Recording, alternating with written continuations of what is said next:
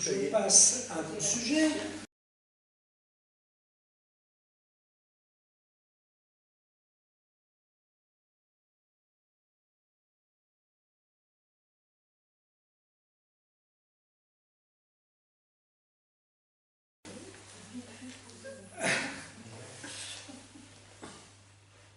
Donc, l'intelligence artificielle et la société.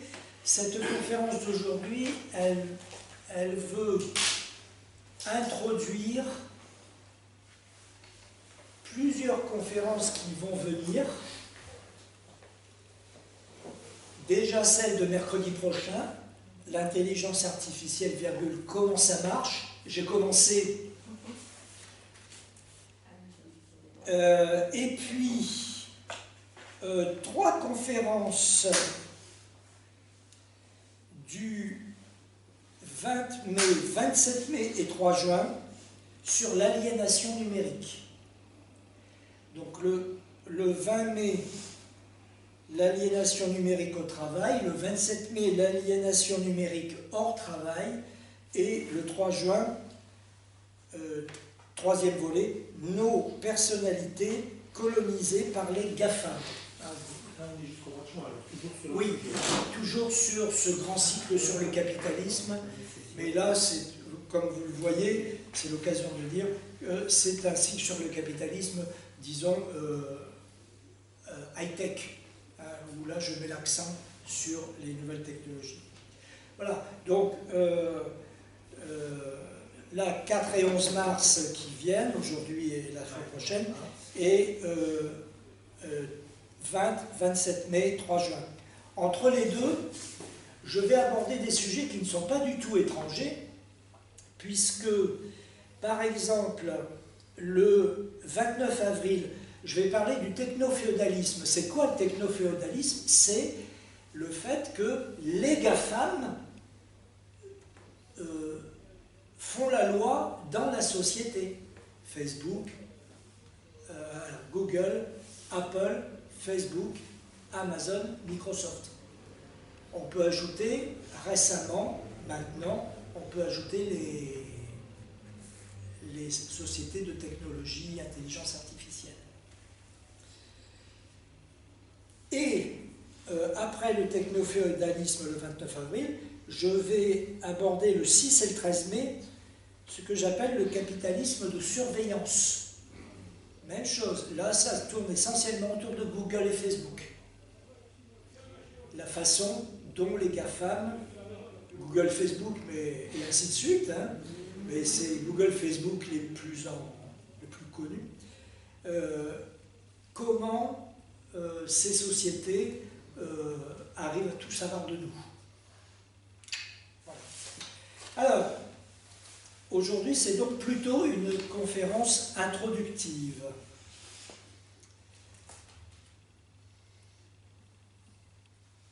Mais je ne voudrais pas rentrer dans mon sujet comme ça, comme un malade, hein, comme un bulldozer. Je vais commencer par un contexte historique sur les révolutions scientifiques et techniques. Ça, c'en est une, mais celle d'avant. Et je vous indique que c'est un sujet que j'ai déjà abordé, les révolutions scientifiques et techniques, les révolutions industrielles.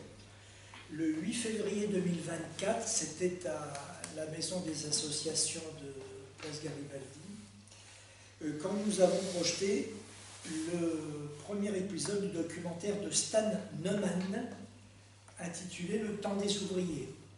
À cette époque-là, j'avais mis à la disposition des personnes un dossier documentaire sur mon blog qui est dans le site des Amis de la Liberté.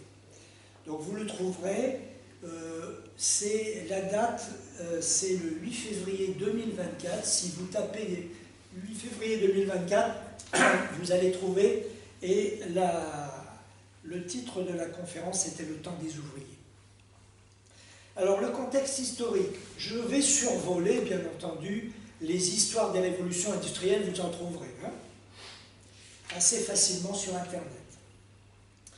Et en plus, c'est un sujet qui fait moins que d'autres l'objet de controverses, parce qu'il n'y a pas, hein, la vapeur, c'est la vapeur, etc. Ce qui fait controverse, c'est l'utilisation que les entreprises font des technologies. Alors, je vais survoler 4 révolutions industrielles. La première, c'est celle qui commence fin 18e, pas chez nous en France, mais en Angleterre, et jusqu'au milieu du 19e siècle, à la fois chez nous en France et en Angleterre.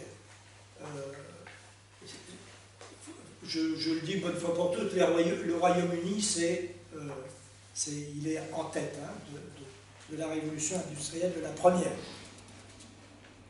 Le moteur principal, comme vous le savez, c'est la machine à vapeur. C'est l'utilisation massive du charbon. C'est l'essor de l'industrie textile, de la métallurgie et du chemin de fer. Ça correspond à ce que vous savez, tout ça. Les effets majeurs, c'est la mécanisation du travail, la forte urbanisation, tout ça vous savez, et la naissance d'une vaste classe ouvrière industrielle, vous le savez aussi. Deuxième révolution industrielle, fin 19e, début 20e, ça se rapproche déjà de nous, hein, pas mal. Là, le centre de gravité, il est plutôt en Allemagne, aux États-Unis et en Europe occidentale. Et les moteurs principaux, c'est l'électricité, le pétrole, déjà, le moteur à combustion interne, ce sont des choses que vous savez, hein, l'acier, la chimie, le téléphone, le télégraphe. Hein.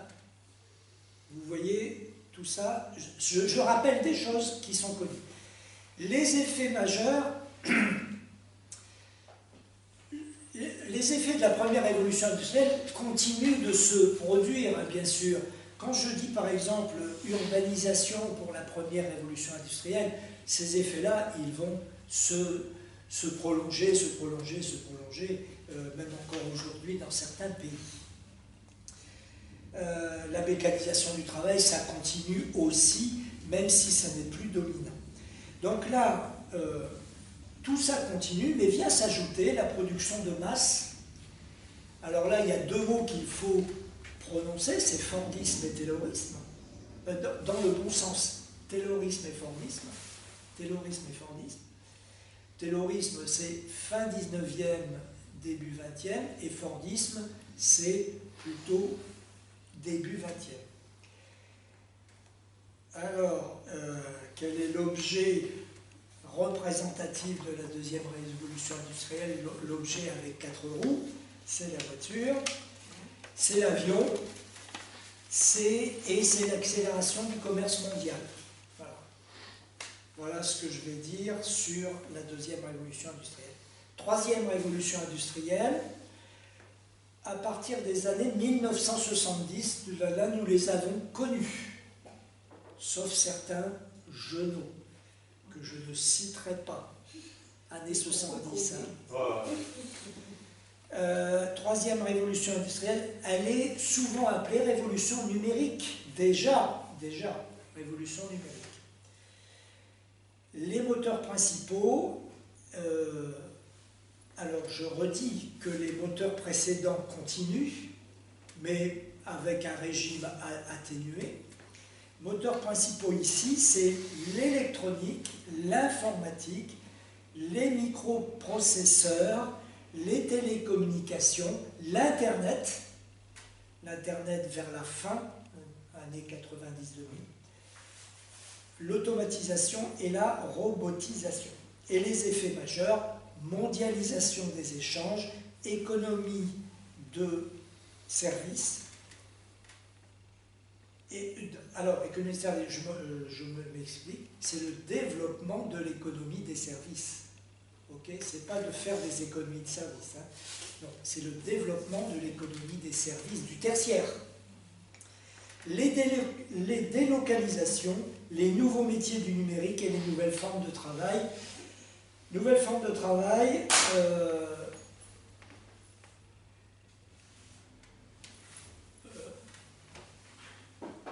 la sous-traitance,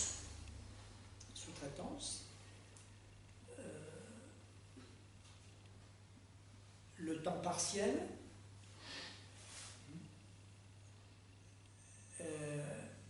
les travailleurs, comment on les appelle, les entrepreneurs individuels, les auto-entrepreneurs, voilà le terme que je cherchais. L'appel par une entreprise dans ses ateliers à des collaborateurs, pas forcément des sous-traitants, mais de simples vacataires. Et le résultat, c'est que dans un grand atelier typique du XXe siècle, ou même du XXIe siècle, un grand atelier où vous avez 200, 300, 400 personnes, vous pouvez avoir 10 ou 15 statuts différents. Voilà. Donc, vous pouvez avoir que, sur 200 ou 300 personnes, que la moitié ou les 2 tiers qui relèvent vraiment de l'entreprise. Et tout le reste, ce sont des gens qui passent 1 jour, 2 jours, 3 jours, ou même qui sont là tous les jours, mais qui ne relèvent pas de l'entreprise. Alors, la 4e révolution industrielle, et ça, j'indique que ça signe quelque chose. Ça signe que le système, il a utilisé la révolution scientifique et technique pour arriver à ce résultat.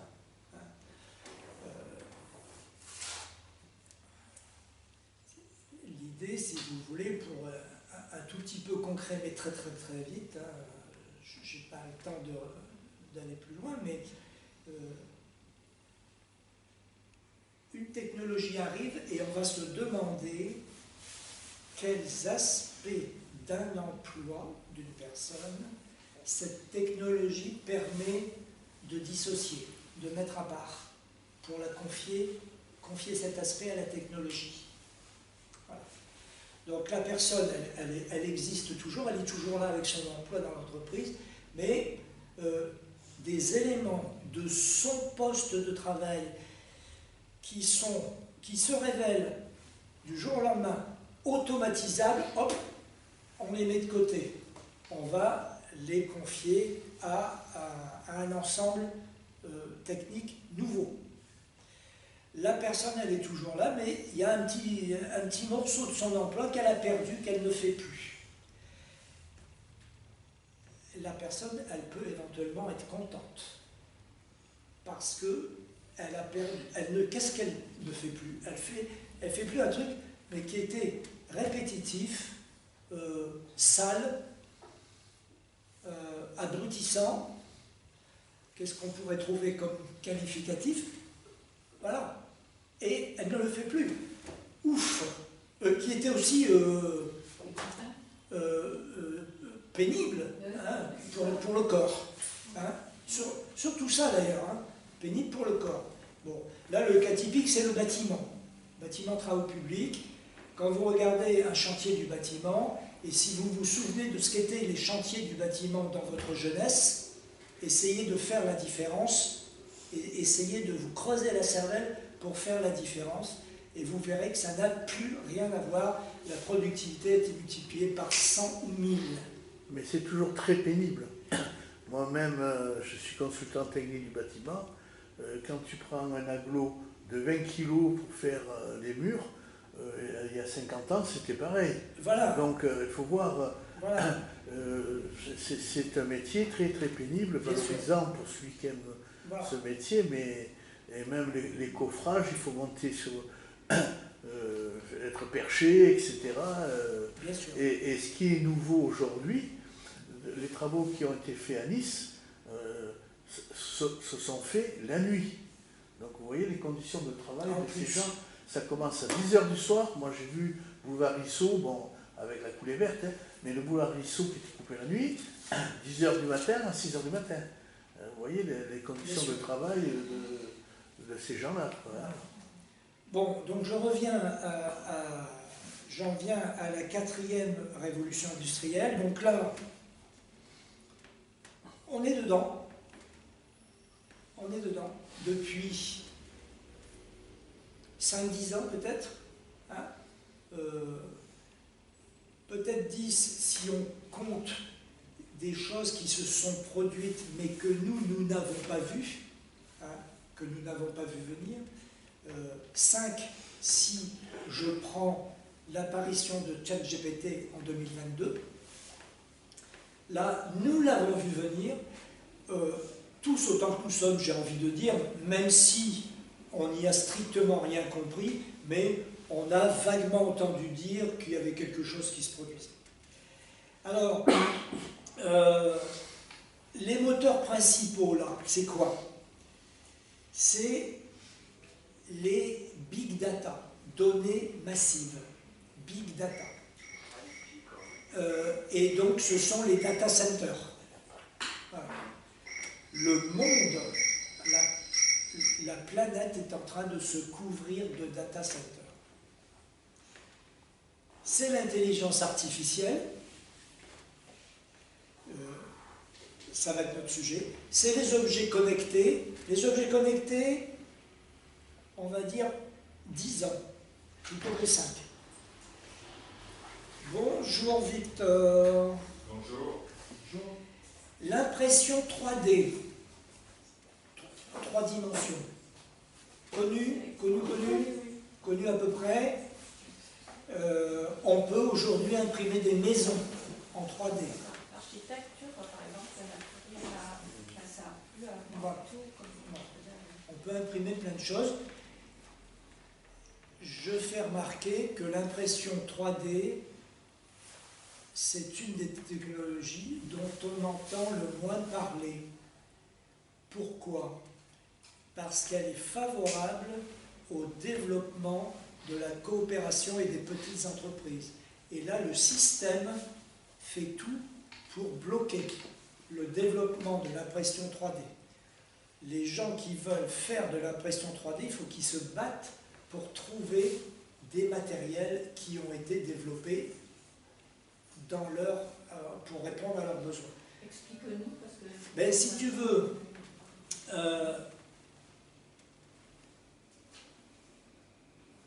on peut imprimer en 3D une pièce mécanique. Okay. On peut l'imprimer en 3D. On peut imprimer en 3D un rouage, un engrenage, etc., etc. Bon. Il y a des matériaux qui supportent ensuite les mouvements, les frictions, etc. Bon. Est-ce que ça intéresse Amazon? Ils n'en ont rien à cirer. Est-ce que ça intéresse General Electric? Ils n'en ont rien à foutre. Ce sont des besoins microscopiques pour satisfaire les besoins de quelques dizaines ou quelques centaines de personnes, mais ça ne va pas la tête, on ne va pas commencer à fabriquer des trucs comme ça. Non, les multinationales, elles s'occupent de choses qui se vendent à des millions d'exemplaires sur la planète entière. Alors en 3D, aujourd'hui, on produit des pièces. Par exemple, vous avez tous vu le guetteur de Sosto, qui était un ami, plus c'était mon client, j'ai construit 2 maisons plus un loft. L'entreprise qui a construit le guetteur... La tête carrée, tu veux dire? Non, le guetteur parce qu'il n'y avait pas encore le 3D à l'époque. Le gars, il a... Donc, Soso a fait un projet, un tout petit comme ça, Et l'autre, il le met en 3D et ça a pu mouler, fait préparer sur du polystyrène, je ne sais pas quoi, 186 pièces pour faire cette tête immense. C'est une imprimante en 3D qui taille les pièces. De là, ils avaient les pièces, donc ils avaient les moules, et de là, ils ont mis l'aluminium autour pour faire ce qu'on a vu. Et moi, j'étais présent parce que j'ai participé, comme ce sont des très bons amis.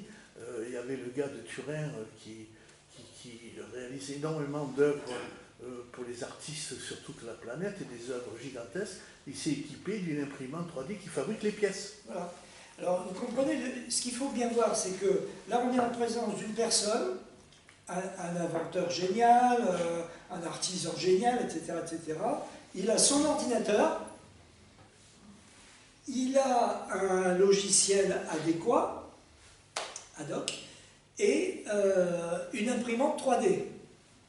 Et avec ça, le gars, il fait, on va dire, des miracles. Hein. Mais ça, tout le monde s'en fout de ça. Tout le monde, pour moi, tout le monde, c'est les multinationales. Hein. Tout le monde s'en fout. Un gaillard, Sosno et compagnie, qui s'agite dans son coin, etc., ça n'intéresse personne. Donc ça, c'est un exemple concret du fait que la révolution scientifique et technique, on peut la tordre dans un sens ou dans un autre, si elle répond ou pas à des besoins particuliers. Donc impression 3D. La robotique avancée et les cybersystèmes industriels. Les effets attendus ou en cours. Les effets des révolutions précédentes se poursuivent, je le précise encore. Alors là maintenant, les effets attendus particuliers, c'est les usines très automatisées. On appelle ça les dark factories, les usines sombres. Pourquoi? Parce qu'il n'y a pas besoin de les éclairer, il n'y a personne dedans. Voilà. Dark factories. Et interconnectées. Et interconnectées entre elles. Hein, ordinateurs, il faut que vous imaginiez des ordinateurs de partout. Avec personnalisation de la production, là on a un effet de personnalisation. Mais vous voyez, là c'est passé par les fourches codines des grandes entreprises. Et on en voit des usines comme ça. Il y en a ici? À ma connaissance, non. Il y en a peut-être. C'est pas impossible hein, que là-bas, à Sophia Antipolis, c'est pas impossible. J'ai des doutes parce que Sophia Antipolis est plutôt tournée vers les nouvelles technologies, plutôt que... C'est pas la production. C'est pas la production. J'ai des doutes. Mais il y en a. Il y en a. Bon, moi, de ce que je connais, l'entreprise est à Turin, hein, je veux dire, c'est très industriel et je pense qu'ils utilisent énormément Voilà. tout cela, quoi, hein, pour... Qui fabrique? Mais là, ce que je connaissais, c'est que ils font les œuvres d'art, comme du Sosno, des grands gigantesques, en aluminium, et puis, ou alors des sculptures gigantesques en bronze, tout ça, et ils le font. Donc, on décide le projet, on le met dans la machine, et l'imprimante, c'est des grosses machines, hein, et ils taillent des moules. Qu'avant, il fallait le faire à la main, tailler et tout. Que là, et j'ai même été témoin que Madame Sosno voulait faire des petites, mettons, têtes carrées, des toutes petites. Et là, ça posait un problème par rapport à le côté des oreilles et tout. Donc, il y avait le patron de cette entreprise qui disait, bon, voilà, il faut que le dessinateur, il me modifie parce que moi, l'imprimante, elle ne va pas répondre, elle ne va pas réduire d'une manière... proportionnée. Voilà, proportionnée. Donc, il fallait modifier parce que la machine, mais elle avait averti la machine, parce que quand il a mis les éléments, il a vu que, par exemple, les oreilles, c'était des oreilles écrasées, hein, c'était disproportionné, donc la sculpture ne correspondait pas à celle qui existait à l'origine. Voilà. Alors maintenant, j'ai un Après, aveu. sur les autres entreprises, je ne connais pas, hein, mais ça existe. Parce que... Maintenant, je vais vous faire un aveu. Cette histoire des révolutions industrielles, c'est l'intelligence artificielle qui me l'a fournie. Voilà. Donc j'ai demandé quelles sont les étapes des révolutions industrielles et j'ai obtenu ça. Je l'ai résumé quand même. Mais j'ai obtenu quelque chose de plus fourni, mais que j'ai résumé. Donc voilà, l'intelligence artificielle, le genre de choses qu'elle peut fournir. Alors, je vous rappelle une fois de plus, ce que je disais, c'est que sur mon dossier documentaire, vous aurez aussi d'autres développements sur les révolutions industrielles, surtout anglaises et d'Europe occidentale. Quelques repères pour dire que les choses, elles ont vraiment explosé. Entre 1700 et 1820, donc 18e siècle et le début du 19e, la production mondiale a doublé. Doublé. 120 ans, la production mondiale double. Entre 1820 et 1870, 50 ans, la production mondiale, elle double encore. Et entre 1870 et 1910, c'est-à-dire plus que 40 ans, elle double encore. Alors, voilà le graphique. La première période que j'ai mentionnée, elle est en jaune, la deuxième en orange et la troisième en rouge. La courbe n'est pas très spectaculaire parce qu'elle est à une échelle semi-logarithmique qui écrase les évolutions. Là, je ne vais pas vous expliquer ce que c'est. Mais on voit quand même que ça augmente.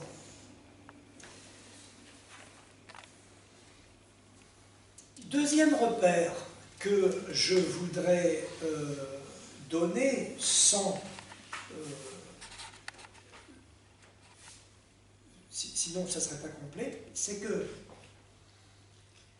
ces révolutions industrielles, doublement de production, de richesse mondiale, etc., eh bien, ça ne s'est pas accompagné d'une augmentation de la rémunération du travail.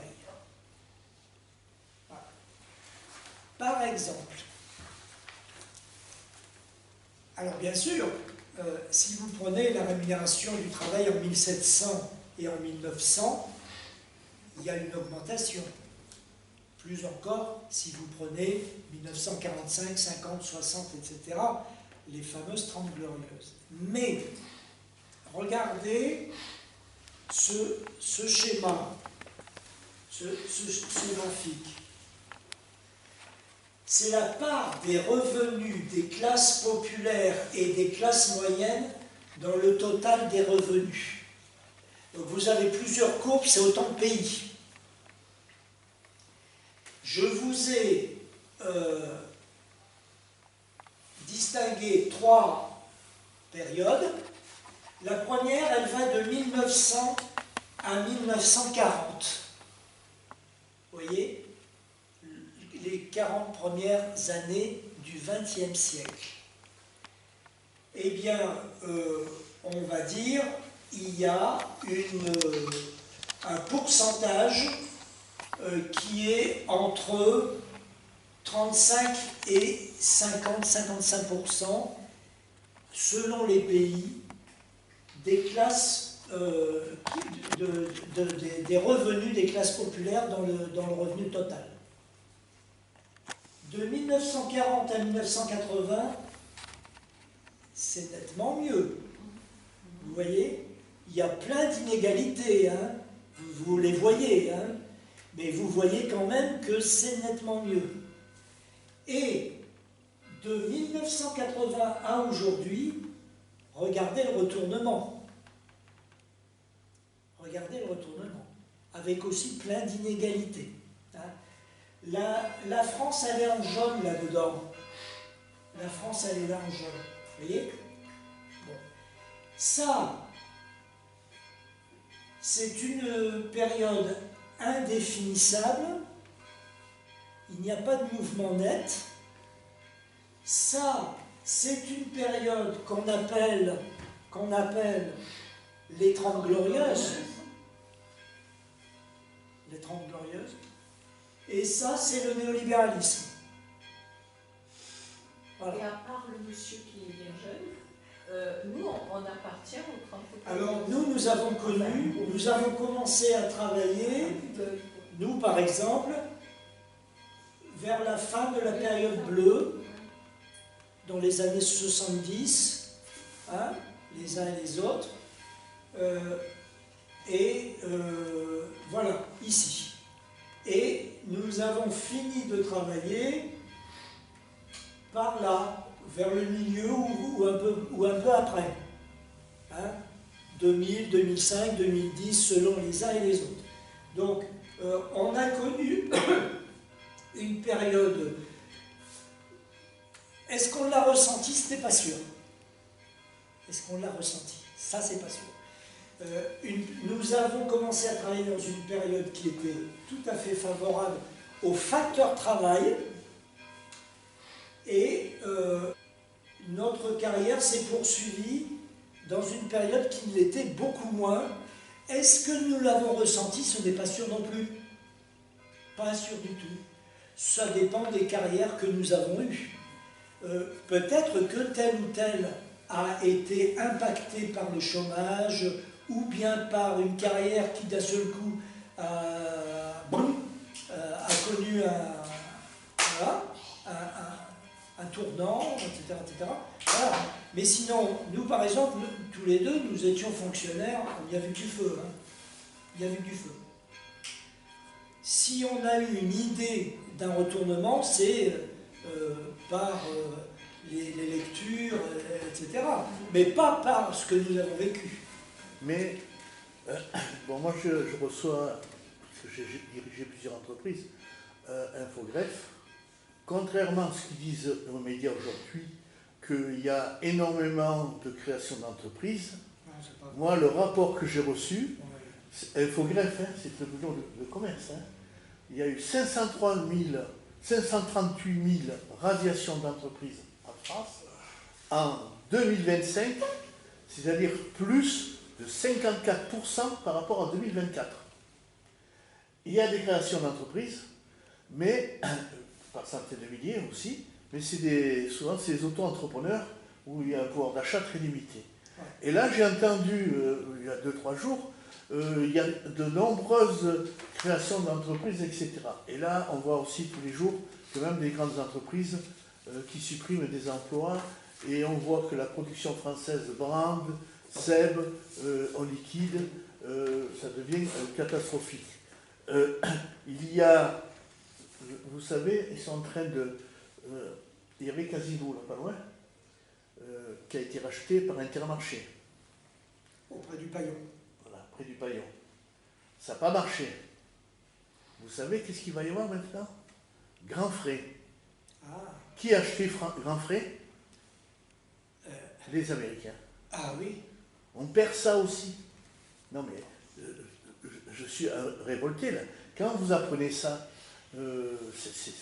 parce qu'ils se sont aperçus que Grand Frais fait des bons chiffres et on ne peut pas le garder pour la France.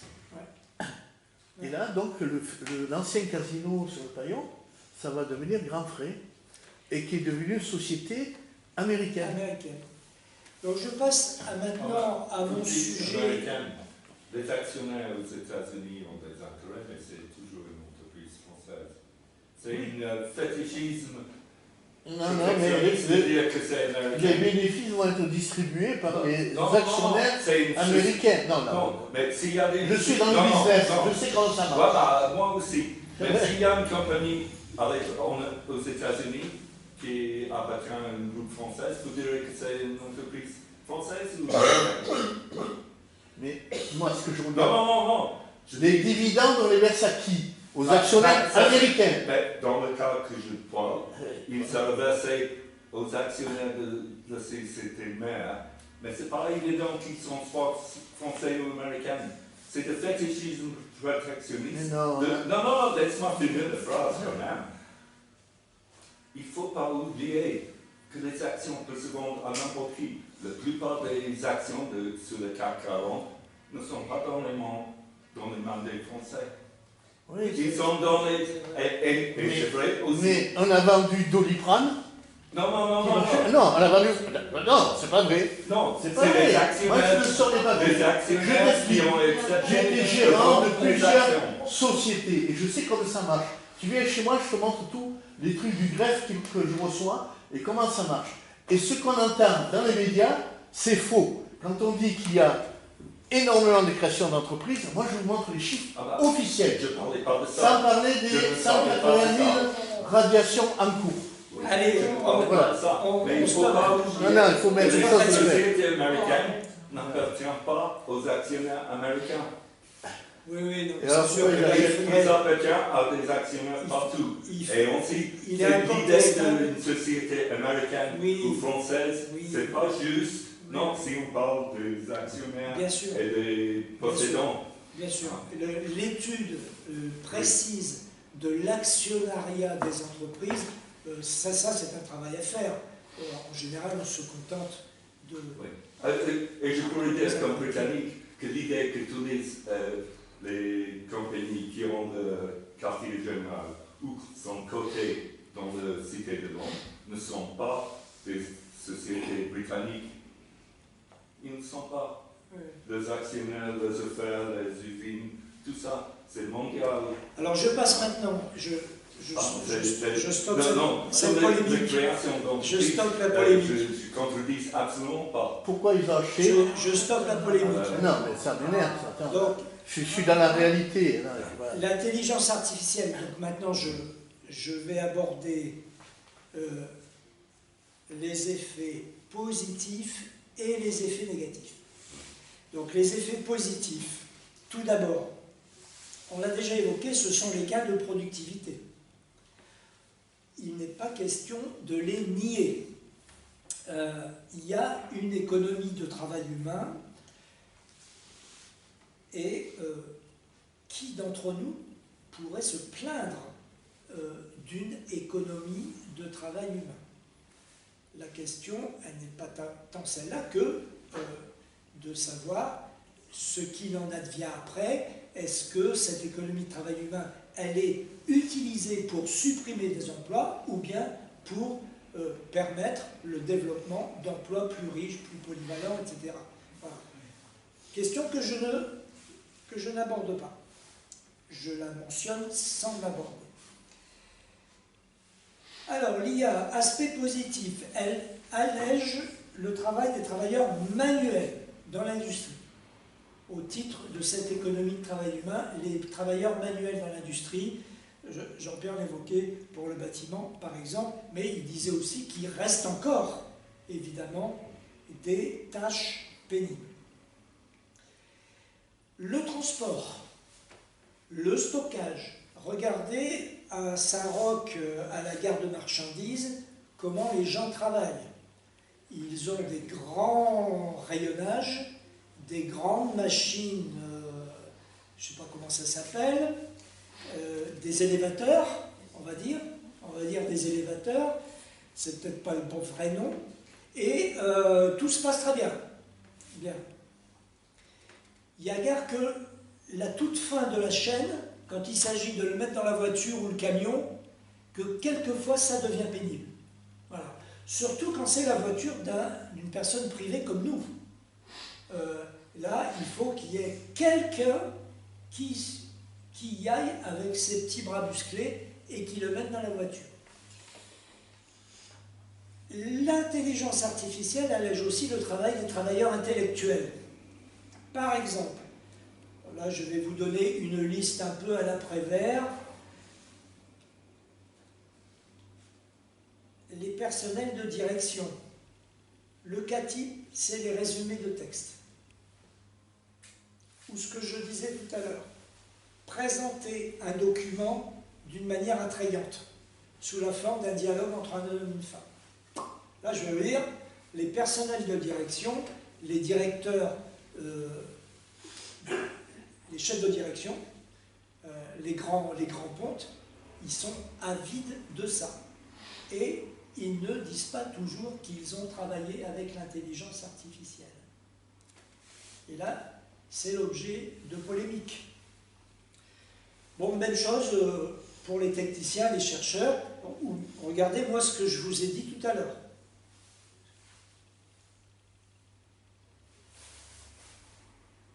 La traduction, l'intelligence artificielle va vous traduire un texte très facilement. La génération de texte... La traduction artificielle traduit un texte mot à mot, hein? Alors, parce que souvent le sens est complètement... alors, voilà. Ça fait partie de ce que je voulais dire aussi, c'est que tout doit être vérifié. Ben oui, hein. Voilà. Donc l'intelligence artificielle, elle va vous apporter un résumé de texte, mais il faut se méfier. Elle peut faire des contresens. Elle fait des contresens, etc. Elle peut même zapper des paragraphes entiers. Moi, j'ai fait l'expérience que l'intelligence artificielle peut zapper des paragraphes entiers. Regardez sur Facebook, il est frappant de constater que certains textes de Facebook manifestement ont été obtenus avec l'intelligence artificielle et les fins de paragraphes se terminent en autre boudin. Ah, c'est pour ça alors. Parce que j'en ai eu récemment. J'ai fait des photocopies et en fait, j'arrivais pas. Je me suis dit, bon, t'as mal calculé ta feuille. Vous êtes dit, il manque des choses. Oui, c'est ça. Oui, ça finit. On ne sait pas comment. On ne sait pas comment. Et en fait, il y a une rupture dans le... Mais il y a un autre problème. Vous avez vu comme les entreprises réduisent de plus en plus le télétravail. Il y a deux raisons. Une, c'est que, bon, soit c'est des cadres, certaines fonctions, mais c'est pas le gars qui est sur la chaîne qui est chez lui avec... donc, ils utilisent trop souvent l'intelligence artificielle. Et il y a une idée que certains patrons ont développée, il faut le retour de la rencontre autour de la machine à café. C'est-à-dire qu'on supprime une partie, peut-être une journée par semaine, on fait du télétravail, mais le reste, il faut qu'on rentre dans la boîte, parce qu'un patron qui disait, le fait de se rencontrer autour, on échange nos expériences, que le télétravail, et avec l'aide de l'intelligence artificielle, ça isole complètement des projets. Et ça, c'est nouveau, dernièrement, je l'ai entendu. Bien sûr. Donc, les travailleurs que j'ai appelés intellectuels, mais mettons des guillemets, hein, c'est une catégorie inventée pour l'occasion, pour les besoins de la conférence. Elle n'est pas, c'est pas une catégorie statistique déposée. Hein. La génération de textes ou d'images aussi, tous ces travailleurs intellectuels peuvent être très intéressés par l'intelligence artificielle. Par exemple, le travail sur la personnalité visuelle des entreprises, le graphisme, inventer, enfin, mettre au point, pas inventer, mais inventer des visuels, des prospectus, des documents de communication, etc. Donc ça, l'intelligence artificielle, elle va le faire. Et on pourra, toujours pareil, il faut passer derrière. Troisième catégorie, ce sont les travailleurs du tertiaire. Le commerce, la comptabilité, la banque, l'assurance, la finance. Là, l'intelligence artificielle, elle adore. C'est des chiffres. C'est des chiffres.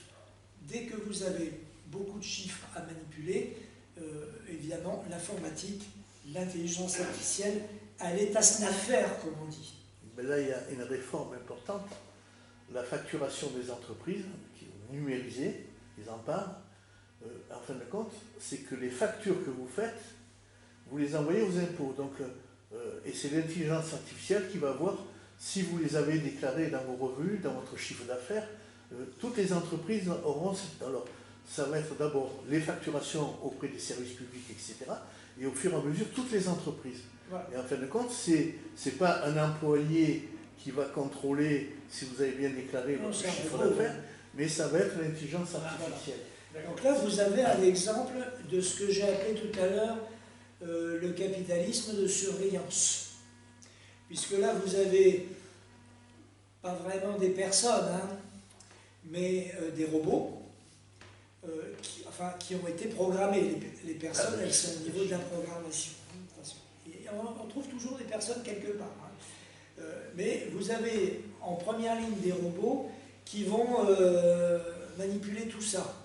Et derrière, vous avez des équipes de personnes qui vont analyser tous ces résultats, cibler peut-être telle ou telle entreprise, etc. Voilà. Je vous donne un exemple d'intelligence artificielle dans le secteur tertiaire. C'est ce qu'on appelle l'assistant Watson. Watson, ça vous dit rien? Donc Watson, c'est un outil développé par IBM pour apporter une assistance au personnel des agences bancaires. Alors, j'en parle parce que la vie a fait que je me suis trouvé en contact avec le travail des agences bancaires et donc j'ai vu un petit peu le BINS, quoi. Bon, c'est un logiciel, un vaste logiciel, hein, c'est un truc de fou, développé par IBM, et qui va par exemple apporter une assistance aux conseillers. Il va rechercher de l'information pour eux. Quelles sont les caractéristiques du plan d'épargne logement? J'appuie sur un bouton, j'ai la réponse. Ça, vous allez me dire, un agent, oui, un chargé de clientèle qui ne connaît pas, c'est inquiétant. Mais, quand la question est, quelles sont les caractéristiques d'un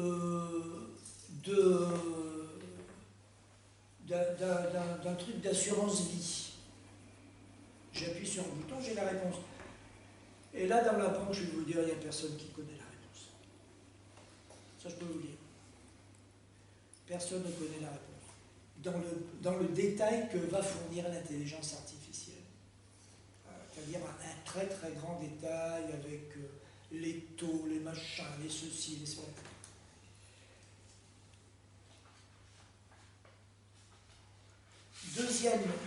Deuxième service que va apporter Watson, c'est le traitement et l'analyse des communications, des emails que les agents reçoivent en provenance des clients principalement, ou bien en provenance des autres niveaux hiérarchiques de la banque, bien sûr, ou bien d'autres entreprises. Là, Watson va analyser, dire attention, dans les 50 ou 100 ou 150 mails d'aujourd'hui, il y en a qui appellent une attention particulière pour telle et telle raison. Peut-être parce que Watson a détecté une dimension d'urgence dans le message. Peut-être parce qu'il a détecté un délai qui se rapproche, etc. Et donc il va, peut-être aussi parce qu'il a détecté un anniversaire. Un anniversaire. Et donc il va dire à l'agent, il faut que vous souhaitiez son anniversaire à votre chargé, à votre client. Et vous n'avez pas remarqué qu'on vous souhaite votre anniversaire assez régulièrement, Une fois par an. Hein? Une fois par an, quand même. Oui, tu as raison, une fois par an. Mais Beaucoup de... comment... c'est ça. les magasins de vêtements. Magasin, oui, bon, voilà, les Lamar et autres. Ah oui, oui. Et ainsi de suite. Hein. La machine, même sur les parfums, Les parfums, etc. Vous avez droit à une remise. Voilà, c'est ça. Voilà. Si vous réduisez pas, Et Watson va aussi aider à la gestion des risques. Un client qui prend de l'âge ou qui a eu des enfants ou qui est passé par le chômage ou inversement, qui a connu une promotion ou qui a changé d'entreprise ou qui a changé carrément. La banque le sait, et Watson le voit. Ainsi, les revenus sont passés de 2500 € mensuels à 4500 ou 5000.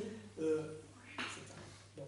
Eh bien, Watson analyse tout ça, il mélange avec marié, pas marié, les enfants, l'âge des enfants, les études des enfants. Watson les connaît. Il les connaît parce que vous faites des prêts pour les études de vos enfants. Ou bien vous le dites à votre chargé de clientèle, vous dites des choses, etc. Bref, tout ça est connu.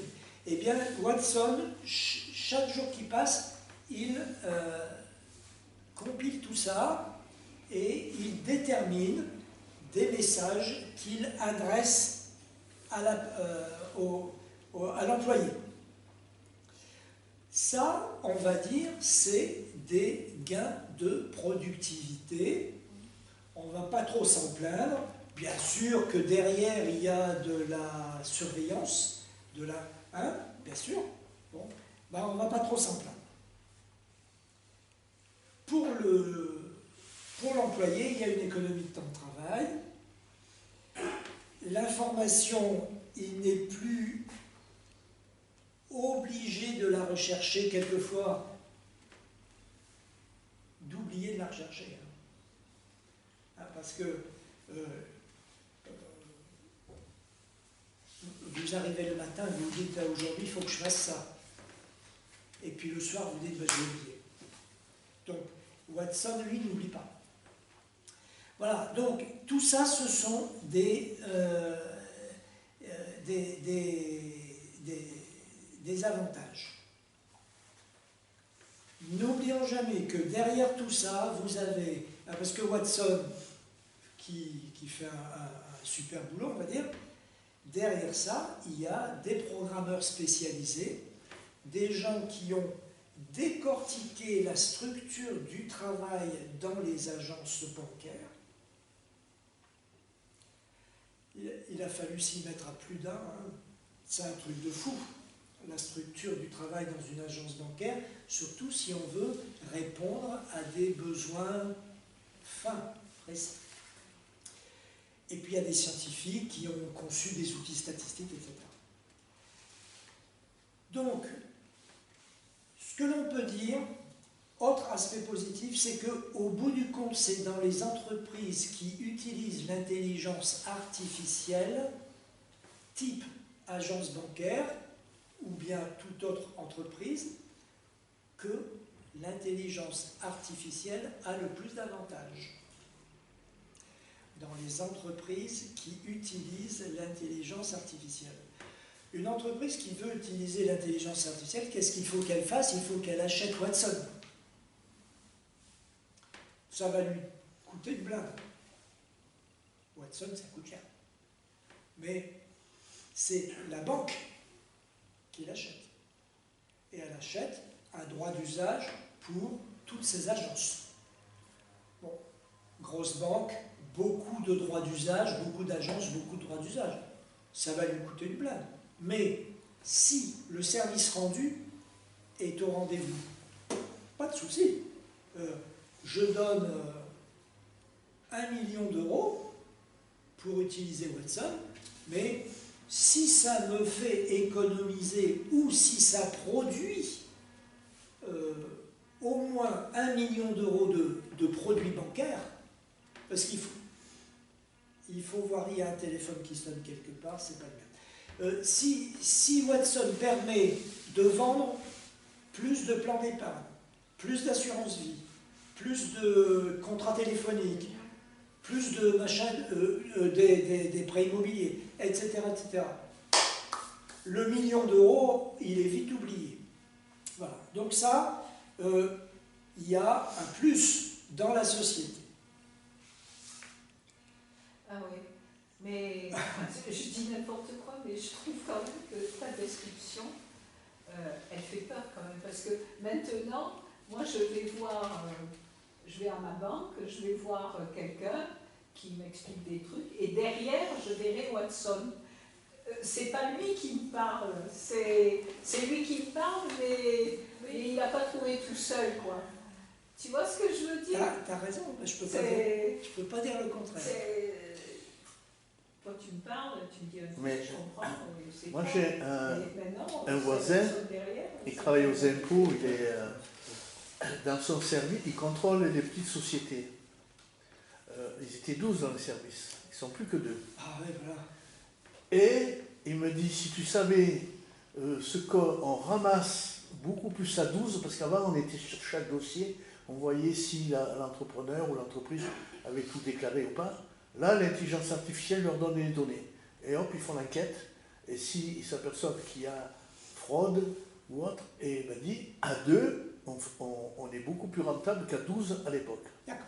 Oui, il est surveillé, hein, je crois. Ouais. Bien sûr. Alors, je passe aux effets négatifs. Les effets négatifs. Je vais distinguer les effets négatifs sur le travailleur, sur le consommateur, sur le sujet sociopolitique, le citoyen, si vous voulez, et sur la nature.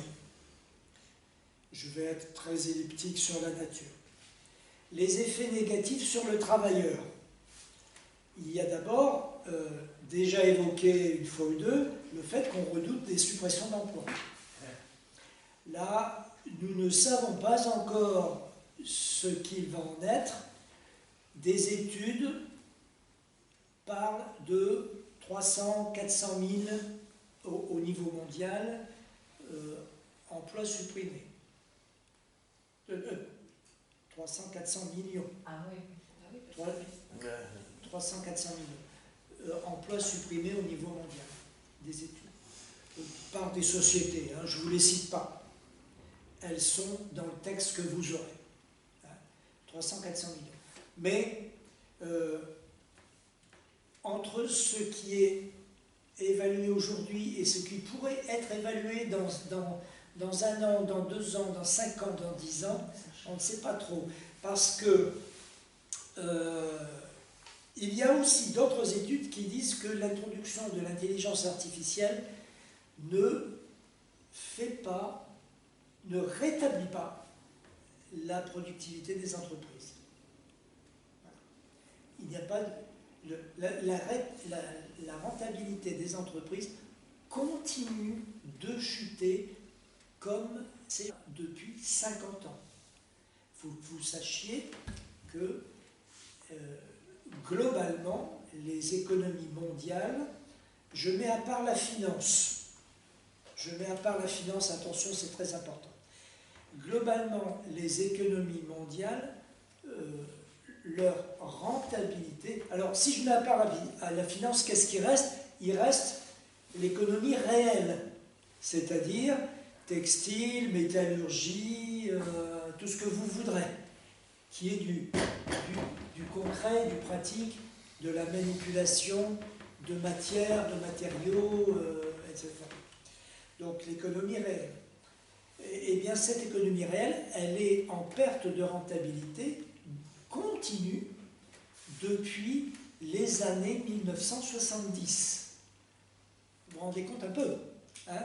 Donc depuis 50 ans, les taux de profit moyen des entreprises dans l'économie réelle sont en chute libre. Alors là, petite parenthèse, et je ne résisterai à la rallonger, comment les entreprises ont-elles réagi? C'est qu'elles ont délocalisé. Comme ce n'est plus rentable, ça peut le redevenir si on va produire en Chine ou en Inde. Évidemment, ça le redevient un petit peu, hein, bien sûr. Bon, je ferme la parenthèse. Donc, en économie réelle, c'est la baisse continue. La finance, c'est autre chose. La finance, aujourd'hui, 40% des bénéfices des multinationales sont issus de produits financiers. Voilà. C'est vous dire. Voilà. Donc, je reviens à mon sujet. Il y a la crainte de suppression d'emplois, vous verrez dans le texte ce qu'il en est. Des emplois d'employés, de col blanc, etc. Ou de cadres. Mais pour le moment, il faut attendre d'avoir du recul. Ok ? Il y a des études, ça vaut le coup de les regarder. Il y en a d'autres qui disent attention, méfiance, les entreprises qui ont mis en place l'intelligence artificielle s'en mordent les doigts. Donc, on attend, la recherche doit se faire. Voilà, alors,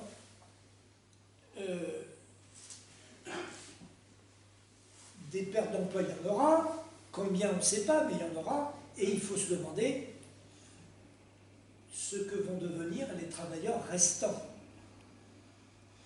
Des emplois vont être supprimés, mais ceux qui ne vont pas l'être, quelle allure vont-ils avoir, les emplois restants? Tout à l'heure, j'ai pris un exemple qui est clair. L'apparition d'une technologie est utilisée pour prendre des petits bouts dans un emploi et les donner à la technologie. Bon, c'est ça l'idée. On supprime soit on supprime des emplois, soit on supprime des petits bouts, quelques aspects particuliers d'un emploi, et on les confie à la technologie. Et alors, que devient ce nouvel emploi? À qui on a supprimé, etc. Il faut voir ce qu'on supprime. Si on supprime des tâches pénibles, personne ne va être contre. Mais si on supprime des tâches qui peuvent comporter des aspects de créativité, c'est un petit peu différent. Si on ne demande plus à quelqu'un, par exemple, de faire des résumés de texte, parce que c'est l'intelligence artificielle qui les fait, ça se discute. Moi, dans mon job, j'avais des résumés à faire, ou même des discours. Je pouvais faire des discours. Si c'est l'intelligence artificielle qui les fait, ben, je ne suis pas tellement d'accord. Je préfère continuer de les faire moi-même, les résumés ou les discours. Donc, parce que le boulot, il perd beaucoup de son intérêt. Donc, vous avez tout un tas de choses de ce genre. Dans le texte que je vais vous laisser, vous trouverez des notes de bas de page qui viennent de l'intelligence artificielle. Vous le verrez, c'est indiqué, hein, c'est en couleur. Donc, ce sont des définitions, des compléments, etc., que j'apporte à ce que je dis, puisque là, peut-être vous vous en apercevez pas, mais je commence à survoler mon propre texte. Hein.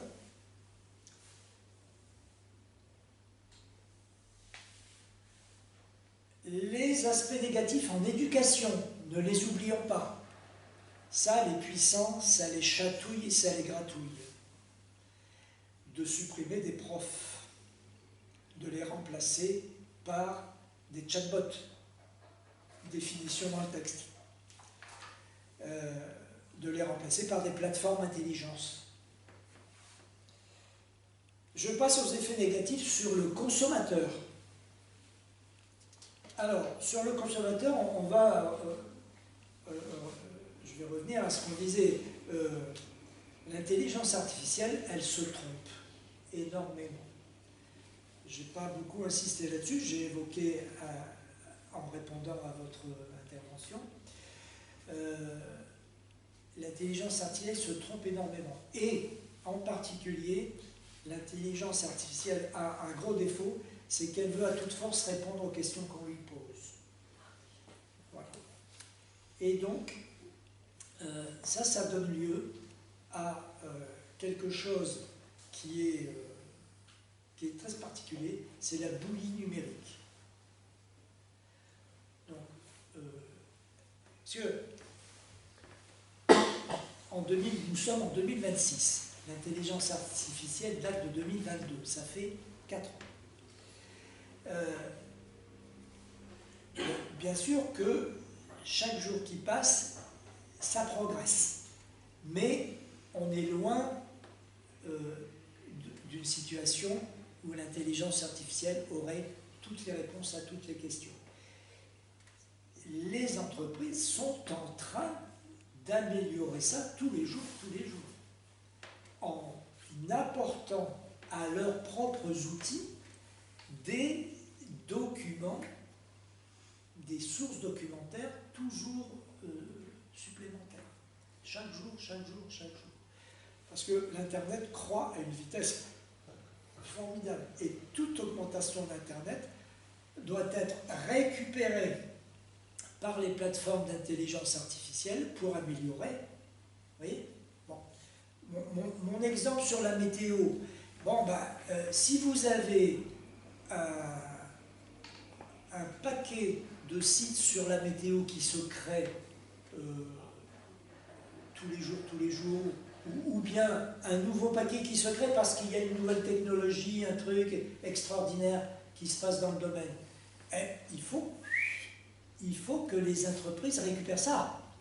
Et donc, elles vont engranger des nouvelles séquences de termes significatifs, etc.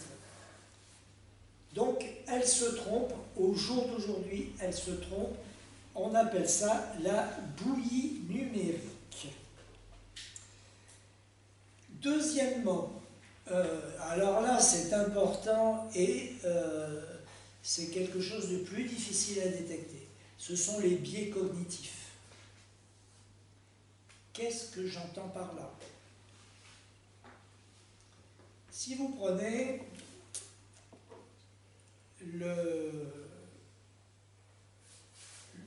l'outil d'intelligence artificielle de OpenAI, c'est américain, que vous posez une question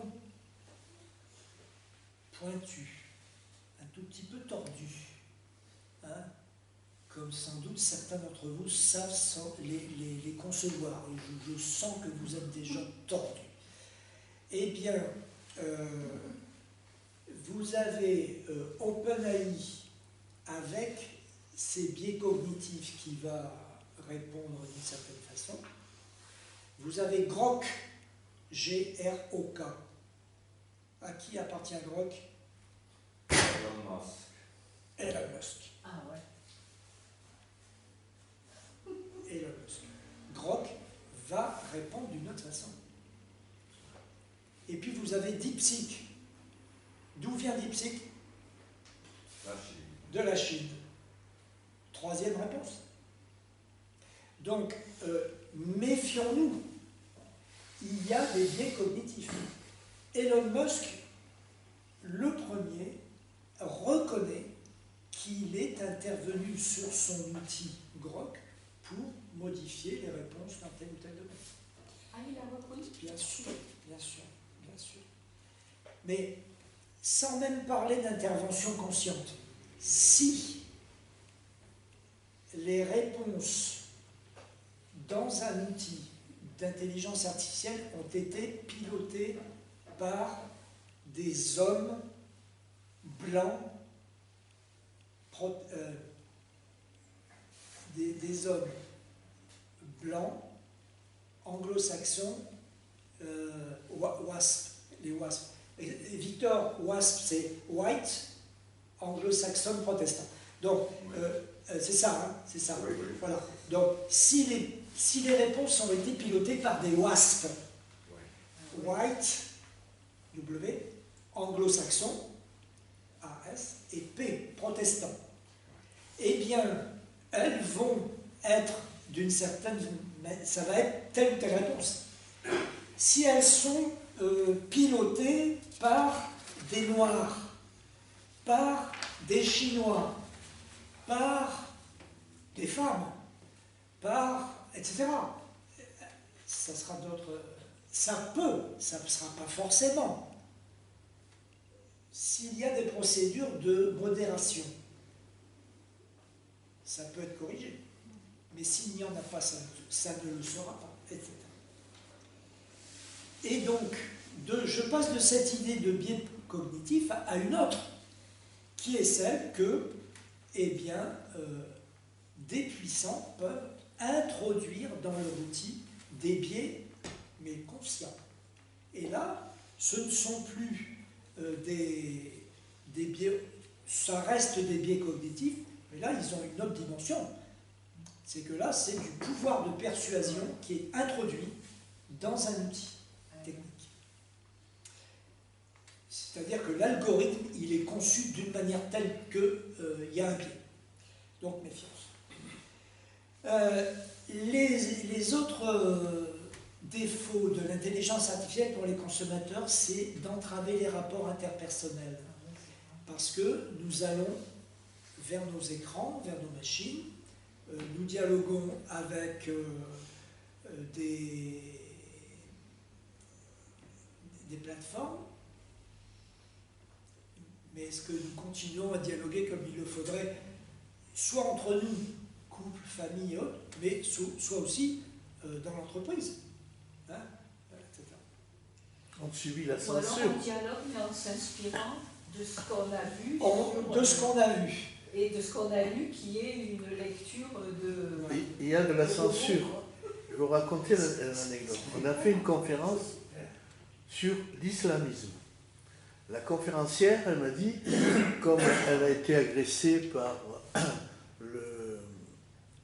celui de la mosquée de Paris, le recteur, parce qu'elle avait des désaccords sur le document qui s'adresse aux musulmans de France, être musulman dans une société laïque.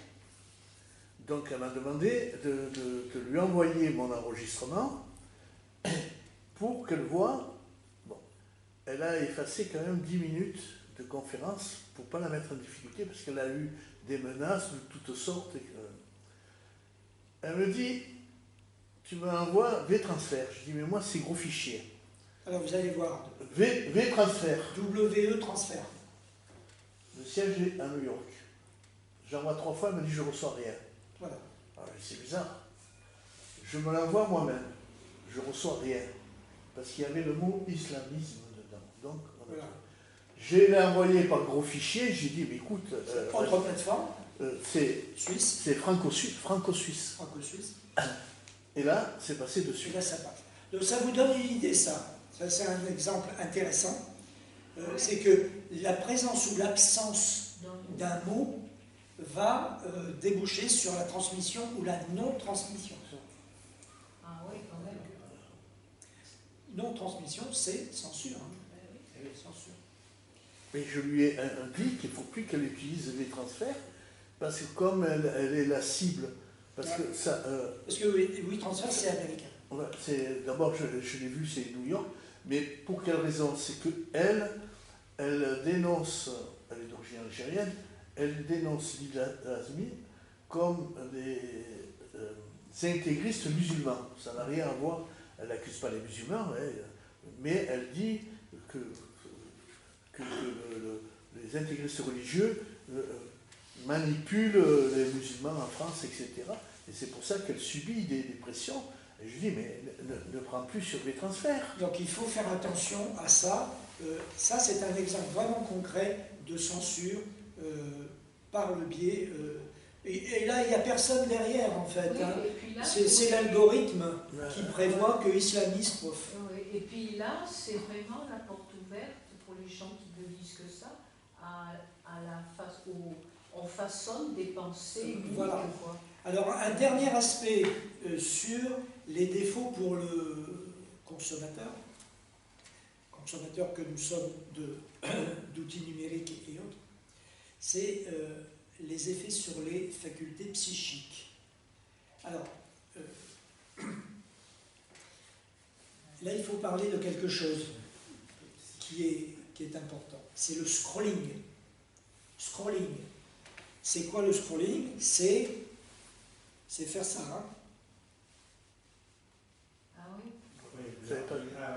Ok? On voit beaucoup Donc, ça chez les euh, jeunes. Le scrolling, c'est quand vous êtes sur Internet ou sur Facebook ou sur Twitter ou autre. Vous pouvez scroller pendant des heures. Pendant des heures. Vous entendez bien. Vous pouvez scroller pendant des heures. Alors, ils ne sont pas les seuls, mais les jeunes, par exemple, qu'on voit dans un tram, où ils font ça souvent.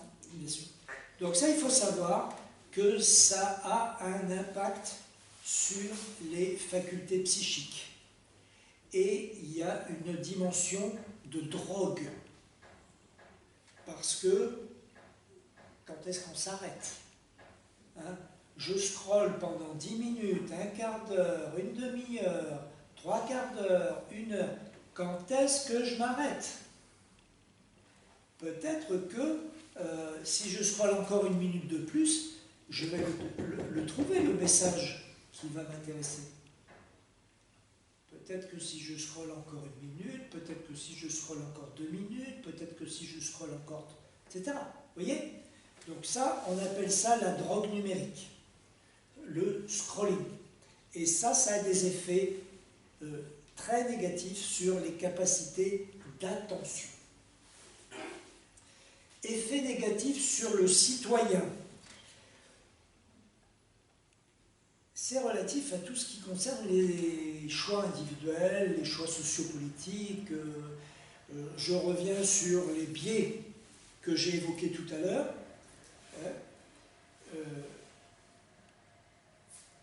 Plein d'acteurs peuvent s'y mettre. Bien sûr, là, j'ai mis l'accent tout à l'heure sur les concepteurs des plateformes d'intelligence artificielle. Vous avez les grandes entreprises et pourquoi pas l'État qui peuvent s'y mettre aussi, qui peuvent, disons, concevoir des outils, etc. Ça, ce sont des choses qu'il faut prendre en compte dans notre réflexion. Je n'insiste pas, mais vous pouvez facilement trouver de la documentation sur ce sujet. Le deuxième sujet là-dedans, effet négatif sur les citoyens, on l'a déjà évoqué, c'est ce que j'ai appelé le capitalisme de surveillance, les caméras de surveillance, l'enregistrement des conversations. Souvent c'est mentionné. Cette conversation peut être enregistrée, vous appuyez sur dièse, etc. Qu'est-ce que nous faisons les uns et les autres? Je serais curieux de savoir. Bon. Voilà, il y a tous ces petits aspects négatifs qui ne nous obsèdent pas, il faut le reconnaître. Franchement, on peut passer des journées entières sans y penser, franchement, hein, mais qui sont omniprésents, néanmoins. Et enfin, les effets négatifs sur le milieu naturel, je ne fais que mentionner le thème, c'est l'énorme consommation de ressources naturelles, eau et électricité des data centers. Ah oui, c'est un problème environnemental absolument majeur. Il y a des pays qui sont en train de s'appauvrir littéralement et qui vont dans le mur par rapport à ça. Il y a un auteur qui vient de publier significativement un ouvrage en 3 volumes qui s'appelle L'écocide capitaliste, qui met l'accent justement sur tout ça. Pas seulement sur ce que je mentionne, hein, les data centers, mais sur l'ensemble des déséquilibres qui sont infligés à notre écosystème. Il y a Voilà. la Chine qui a trouvé un nouveau procédé qui consomme d'une manière considérable beaucoup moins d'électricité et d'eau. Alors, j'ai eu des échos, hein, mais on en saura un peu plus tard, qui n'ont rien à voir avec nos data centers. Alors, effectivement, il y a des choses qui sont en train de se passer. il y a ce que tu dis là, il y a des découvertes technologiques qui vont sans doute intervenir très bientôt. Et pour les data centers, je ne sais pas si c'est positif ou négatif, il y a deux possibilités alternatives. C'est de les mettre au fond des océans, ou bien de les mettre dans l'espace.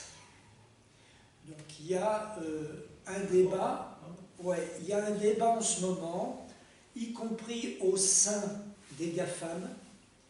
Vous avez donc GAFAM, Google, Amazon, Facebook, Apple et Microsoft, plus OpenAI, plus Nvidia, plus d'autres encore. Ils débattent entre eux. Ils débattent entre eux. Ils ne sont pas d'accord entre eux pour le moment. Mais bon, il faut voir ce qui va en sortir. On ne sait pas encore. Quand tu dis ils débattent entre eux, c'est-à-dire tous ces groupes que tu viens de citer, hein, avec Elon Musk et les autres, c'est eux tout seuls qui débattent entre eux, c'est-à-dire de manière isolée, c'est eux qui décident, ils discutent entre eux. Pas tout à fait. Pas tout à fait. Pas tout à fait. Mais ils n'associent pas quand même les gouvernements. Si. Ouais, Si. Quand même. Ça fait peur, ça aussi.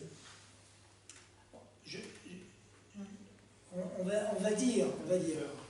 Mais ce que je vais dire là est vrai depuis que le capitalisme existe. Le capitalisme n'a jamais avancé seul, sans les États. Jamais. Jamais. Il a toujours construit des dispositifs de collaboration, etc. Regardez un peu les dispositifs de recherche scientifique et technique dans chaque pays. Hein, voilà. Ça, c'est un exemple. Regardez les programmes de construction d'infrastructures routières ou de télécommunications dans tous les pays. Qui le fait? Ce sont les États. Etc. Regardez l'école. L'école, c'est quoi l'école? C'est pour permettre au système de développer des entreprises, des emplois, etc. Enfin bref, le capitalisme n'a jamais avancé ça. Et aujourd'hui, c'est pareil. Donc, il y a une discussion entre les grands milliardaires, Musk, Bezos, le gars de Facebook, etc. Il y a des milliardaires. Oui, ils discutent entre eux. Bon. Et ils en discutent aussi avec leurs États respectifs. En l'occurrence, c'est tous des Américains. Hein. Mais il y a aussi en France des multinationales à base française qui discutent, etc. La France, par exemple, elle est en train de développer un énorme réseau de data centers. Elle est en pointe au niveau mondial. Comment elle est? En pointe. Au niveau mondial, la France. Donc, l'IA, là, comment dire, est-ce qu'on a vraiment l'idée, enfin, est-ce qu'on peut chiffrer ce que ça rapporte au capitalisme, finalement, aux entreprises? Parce qu'on a l'impression que ça doit rapporter beaucoup pour qu'ils y tiennent autant, quoi. Alors, jusqu'à présent, peut-être on va conclure comme ça. L'intelligence artificielle, je l'ai dit tout à l'heure, elle peut rapporter aux entreprises qui s'y mettent.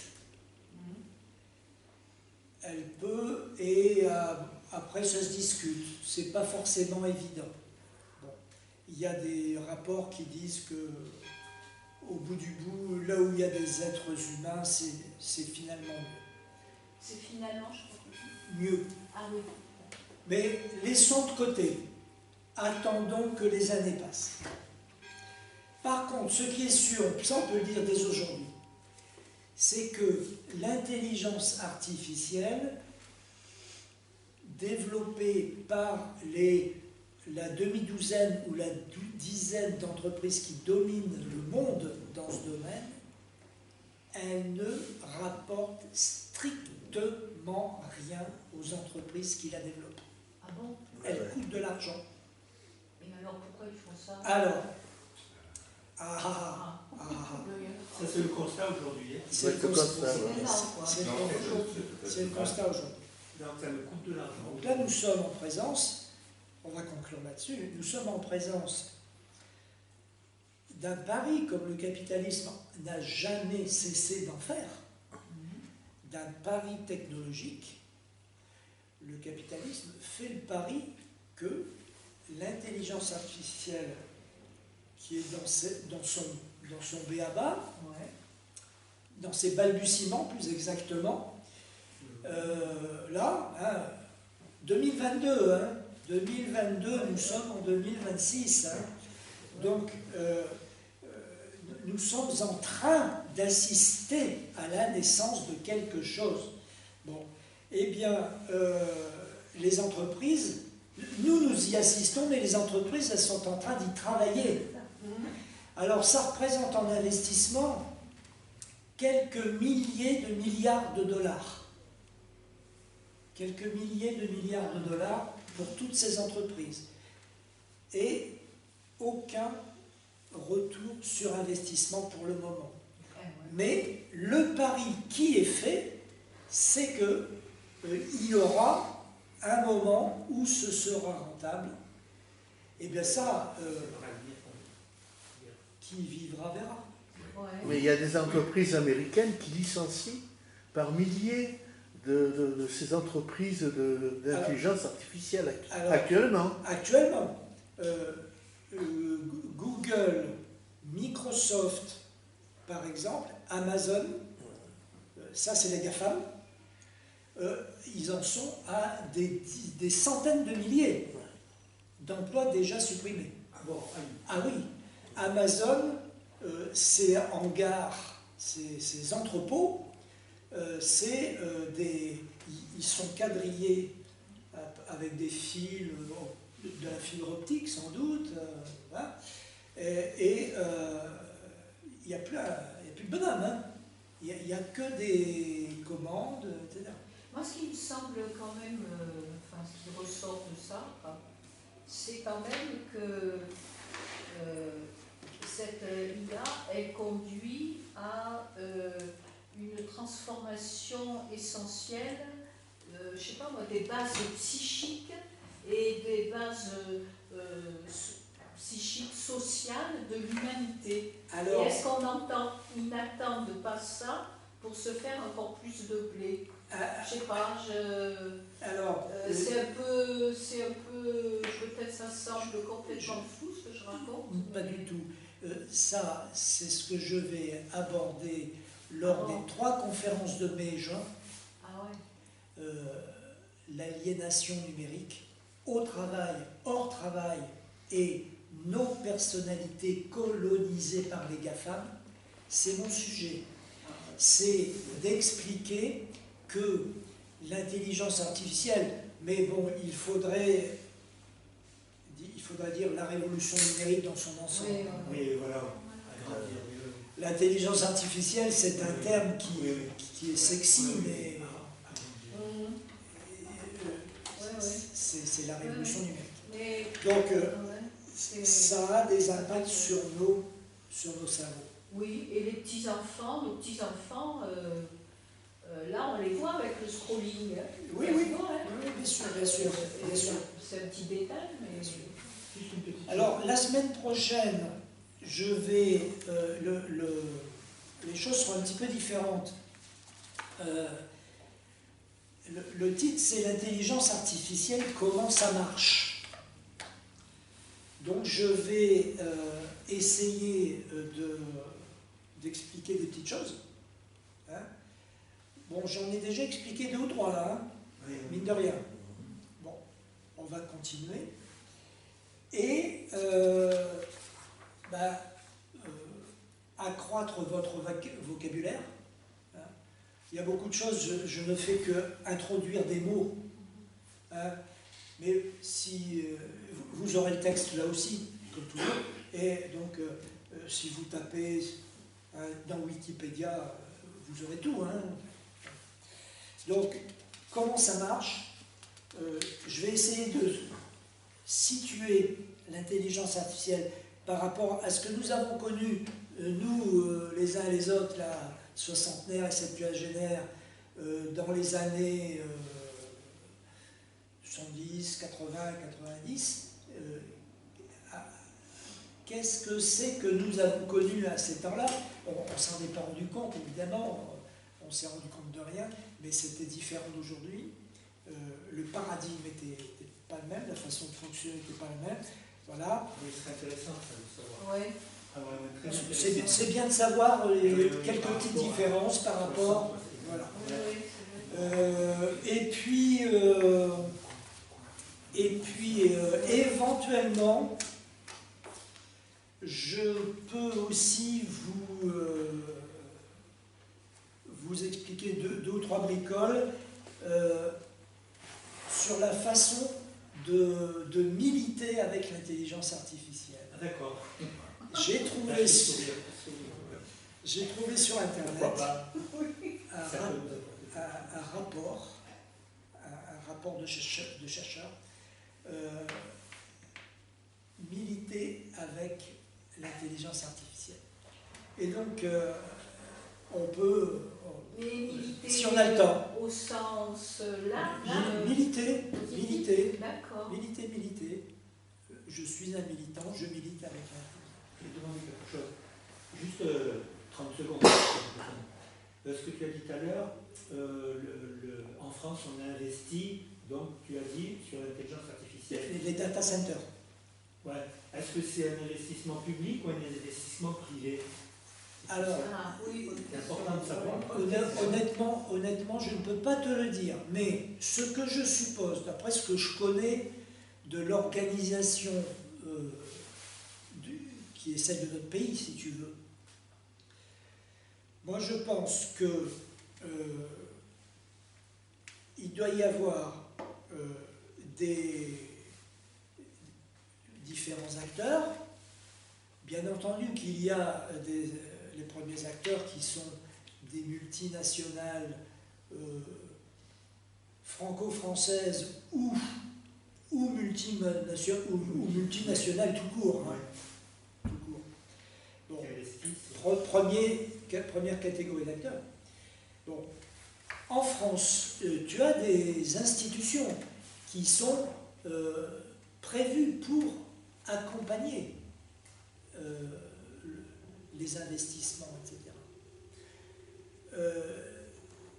Tu as par exemple un pôle public bancaire. Tu as la Caisse des dépôts et consignations. C'est peut-être connu ça. Caisse des dépôts et consignations. C'est un hydre à 1000 têtes, la Caisse des dépôts et consignations, qui a des filiales de recherche, des filiales d'investissement, etc., enfin, un truc de fou. Bon.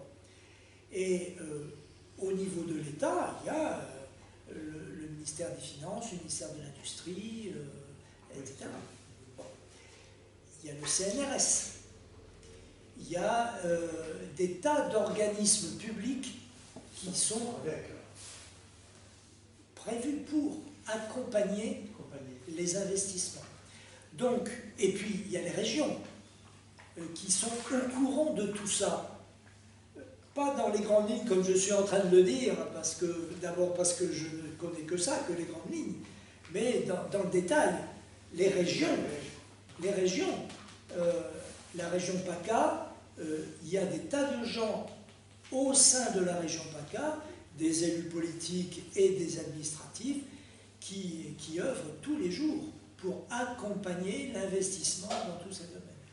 Parce que les data centers, comme on l'a dit, c'est de l'eau et de l'électricité. Donc vous ne pouvez pas avoir une politique de data center en dehors de l'EDF, en dehors de comment ça s'appelle, les bassins de l'eau et machin truc. Ah oui, mais... Comment ça s'appelle ça Les bassines. Les bassines.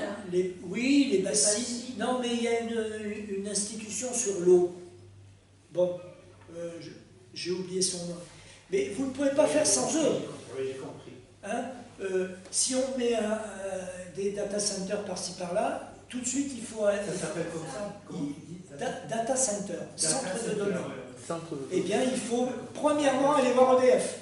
Deuxièmement, aller voir les responsables de l'eau. Les mairies, les régions, les les départements. régions, les tout ça. départements, etc. Mais c'est une politique publique. au fond, c'est pour avoir une certaine indépendance. Alors la France, on peut parce qu'on a l'énergie nucléaire pour l'électricité, mais demain, un fou comme Trump, il coupe tout Internet, on est foutu, ça y est, on dépend tous des États-Unis. Hein. N'est-ce pas? Donc, et je pense qu'il y a aussi ça, et je crois que c'est une démarche européenne, d'assurer son indépendance. Ouais, parce que là... Il n'y a aucune signe qu'il le fait. Hein? Au vu de Ça ce fait, qu'on voit ça fait aujourd'hui. des décennies qu'il ne fait plus rien. Voilà. Il n'y a pas, par exemple, Vu de ce qu'on assiste autour. Donc, Non, là, ils ont commencé à construire à Marseille un grand data center. oui, mais pas de détails. Ah ouais, ça c'est sûr. à la prochaine fois, C'est ça que je voulais dire. Ouais. L'Union européenne.